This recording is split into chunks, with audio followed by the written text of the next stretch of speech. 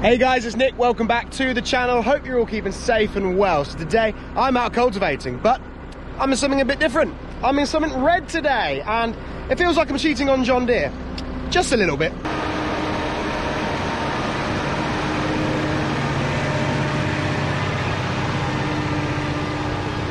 Ooh, looks snazzy. Right guys, got Mark from Sharmans here. How we doing, Mark? All right? Yes, very well. Good afternoon, Nick. You've very kindly brought me a Case Puma to try out for a couple of days, haven't you? Absolutely, Yes. If you trust me with it. 100%. I've seen what you did with the baler, so we're completely relaxed. Puma 240, this is one of the very first of the new facelifted models. It's got the new nose on it, some new steps, a few new features inside, which we'll show you later. 240 horsepower. Boost to 270 for road work and PTO work, and you'll get some of that boost in the field as well. Yep. So we'll have a little bit of a look round and look at some of the features. Okie dokie. We've got front linkage with a third service there, ready to go if we need it. We've got front axle suspension. As is the law these days, we need a special tool, or my car key. The car key, yep. Access to the cooling package, nice and easy access. These run pretty clean anyway, but periodically get in there and just blow the rads out, always a good idea. The compressor on there to power the air brakes. You can run an air line, plug an air line in for blowing down, keeping the cooling package clean as well. We don't have to take the side panel off. We can quite easily get to check the oil. Yep. Engine oil and top up. That's all in the same place just there. Nice and easy. Low level filling height for our DEF, AdBlue, and for our diesel. Toolbox with all the balls and bits and pieces kept just there. Yep. And as I say, the improved steps for easy access up into the cab. What surprises me how compact it is for a 240 horsepower tractor. Yeah, it's been a very popular seller for us. We've got quite a few out there with the front axle suspension. Yep. Without weights, the average shipping weight, it will vary depending on what tyre equipment you have, but comes in at 6.7 tonnes. Yep. You can actually add ballast if you need to and ballast it up to 10.5 tonnes. But yeah, for a 240/270 horsepower tractor, the 240 is the rated horsepower. Yep. That is if we were revving flat out under no load. The very worst case scenario is 240 horsepower. And the early feedback, 12 months into the Case job now, people that have got these, they like the pulling power of the engine, the torque, they like the quietness. They're a very quiet running tractor. And very fuel efficient. It's a 6.7 litre, 6-cylinder FPT, Fiat powertrain engine. And yeah, the early feedback is all very, very positive. That's good. People are liking the drivability and the ease of use. Very good. Well, I'm looking forward to having a go myself. Just see the equipment. This one is fully equipped. It's got 4 electronics ball valves rear mounted, hydraulic top link, power beyond, air brakes, hydraulic brakes, ABS for braking, isobus, hydraulic brakes as well. Fully interchangeable PTO shafts, 4-speed PTO, so with kind of 540,000 both in economy. Yep. The deluxe stabilisers on the back there, cap suspension. If you fill up with a Bowser and you're looking to plug in the electrics, there's a little D socket just there, electrical supply, so you can plug into there to power your electric Bowser to fill up in the mornings. Yeah, that's a handy feature. Yep. We've just actually swapped over from the clevis drawbar to the pickup hitch. Stowage for that is nice and convenient, so you're not carting it from one end of the tractor to the other. It's a lot of them are on the side, nearer the front, aren't they? Yeah. So that, you know, that clevis, as I've just found out, it's quite a heavy bit of kit, so it makes sense just to have it quite close and handy. Category 2-3 rear linkage. Yeah. So perfect for what I'm going to be doing with it. Yeah, bit of chisel ploughing. Category 3 this afternoon. Twin beacons, LED lights all the way round, wide angle mirrors. Fender buttons on both sides so that we can use the PTO remotely, lift the arms up and down at a reduced speed for safety, and also use the top link for when we're you've got a button for the top link. Yeah, I've not used a hydraulic top link before, so it'll be a first for me. Yeah, I was a bit sceptical for a start because they're quite heavy, but I think it's a great feature in the fact that you can adjust it very, very easily. A bit heavy to put on, but what I like is that not all manufacturers of implements adhere to the categories, so if we've got any disparity, whereas if you've got the 2 lift arms on the top link trying to move through an arc, and if the categories are not the right width of the cross shaft and height, that's when we can get compression and stretching of the top link. We've got a bit of safety built in with the hydroelasticity of a hydraulic top link. So yes, it's a good feature to have. Batteries are stowed behind there, and then just finishing off round the front, as you can see, engine access to the engine. Yeah, nice and nice and compact. Lifts up nice and high so that you've got good access and you can get round, clear the air cleaner, make sure everything's okay. And then we've got the dog lead so that I can reach the bonnet. There we go. Very good. Yeah, smart tractor, Mark, very smart. Well, it looks good. Let's see what it goes like in the field. Let's see what it does. Nice comfortable passenger seat first and foremost. That's very important, yeah. And when Snap's delivered at lunchtime, then we've got a table that folds down. Cup holder, yeah. New change with a new cab, new feature that actually opens up, and it's no longer just a storage compartment. That actually works off the air conditioning, so you've got a bit of a chill box there, which is that's good. Something that people have commented they would have liked for some time. So for your sandwiches, KTI have listened, so you can keep your iceberg lettuces chilled. Yeah, when not used as a table, it doubles up as a tutorial stroke passenger seat. Yep. Got lots of adjustments. There's heated seat, nice adjustable backrest, as you can see just there. So very snazzy. You need to see out the back to see what's going on. You've got good access there. It's got full swivel functionality on it as well.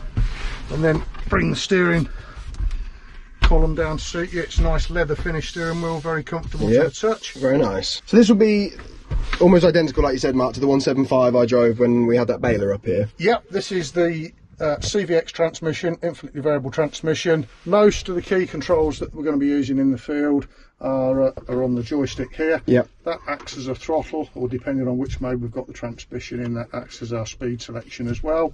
We can select forward and reverse. We can use the left hand lever. Yep. We can change direction. I never like to tell people don't use the clutch, but you certainly don't have to.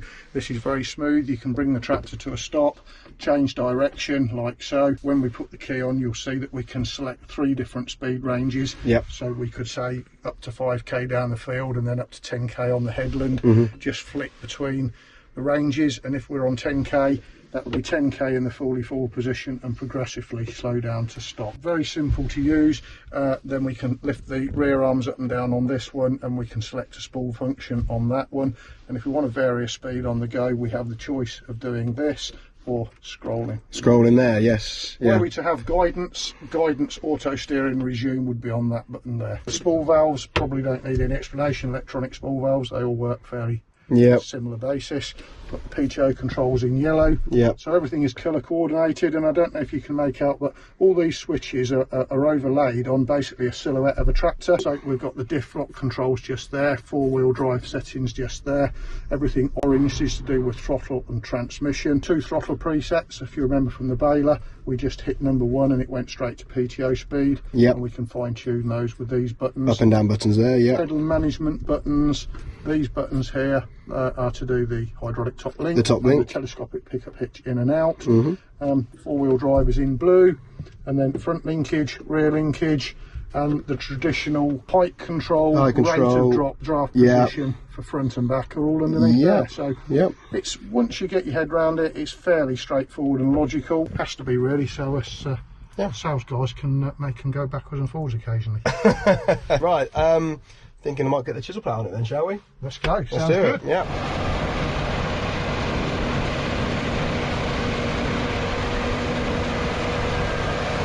How's that looking, Nick? That is looking all right, Mark. Not far off. Not far off. I think it's fairly level as well, the machine. And I'm looking at how that's flashing. Yeah, that's your draft indicator. That's really, you're looking for about 1 response. Depends on the job you're doing. Yeah, I mean this is quite compacted, this ground, so I'm expecting there to be a bit of movement. That's altering the depth. That is a draft and position. Yeah. And then that is the sensitivity of the draft for fine tuning. Yeah. How much it. That's one of the bottom there. Yeah. Are you happy with the setting of the depth for that? Yeah, depth looks good to me, Mark. Well, she's got plenty of traction, hasn't she? Yeah, I mean, she's got plenty of power, but I think we could just do with the weight on the front, to be honest.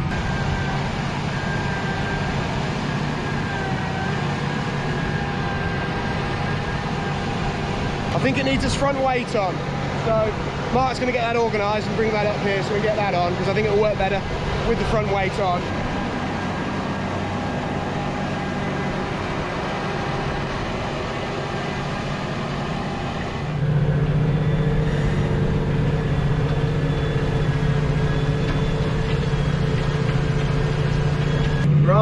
on my own now.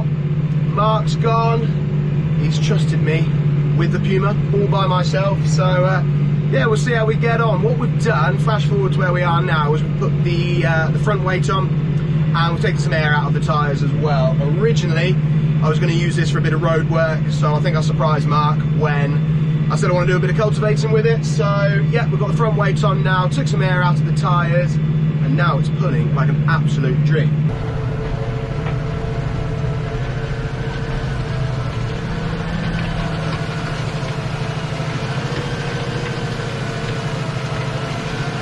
Right, I think we should send the drone up. I've got it with me in the cab. I think it'd be rude not to, plus it wouldn't really be a Nick's Farm episode, would it, without a bit of drone tractor action, DTA. Let's do it.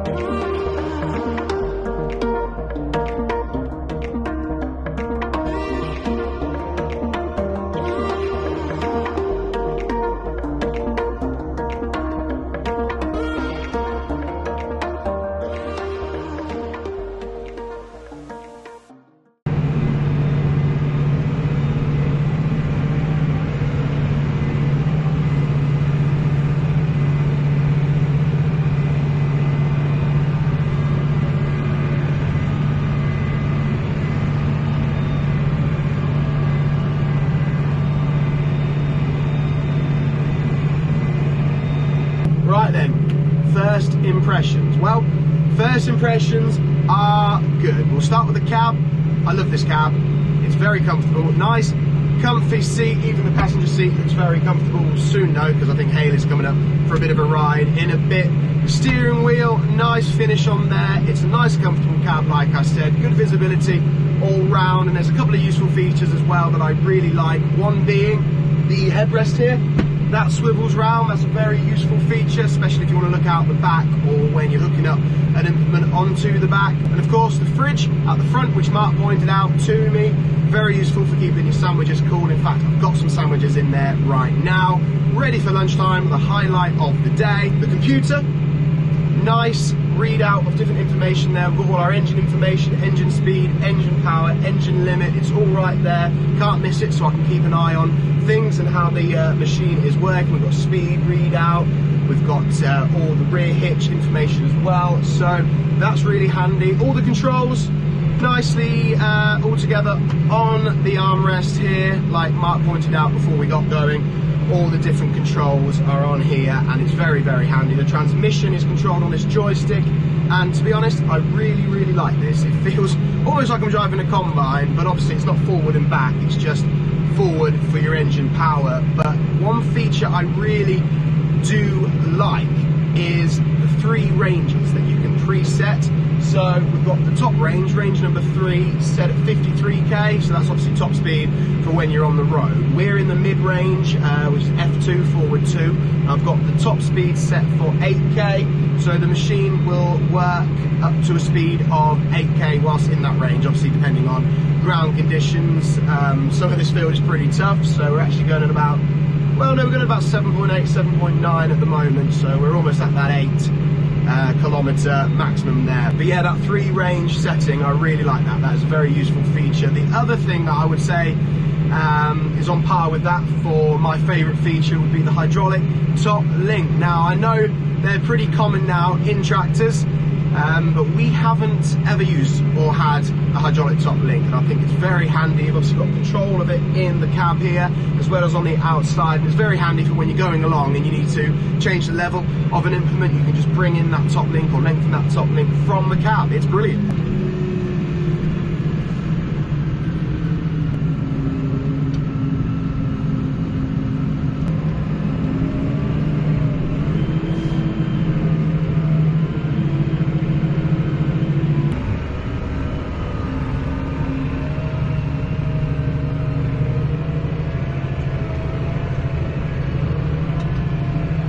I am impressed. It's a very comfortable tractor to be with. It's doing the job, putting the chisel plough very well, and yeah, it's just a nice tractor to be with. We're not actually strangers to Case tractors. We have had Case tractors in the past. Most recent would have been 2011, I think it was. Well, that is 10 years ago now, but yeah, we had a 340 Magnum for a short period in about 2011. And before that, we ran a 7230, a 96, 97 7230, which we ran on the farm for quite a while. That was a good tractor, to be fair. That was probably one of my favourite tractors we've ever had. So yeah, we're not really strangers to Case, but this is probably the most modern Case I've driven for quite a while. In my head, it doesn't seem that long ago, but 2011, that was 10 years ago since we ran that Magnum, that 340. But yeah, like I said, overall impressions so far are good. I am impressed.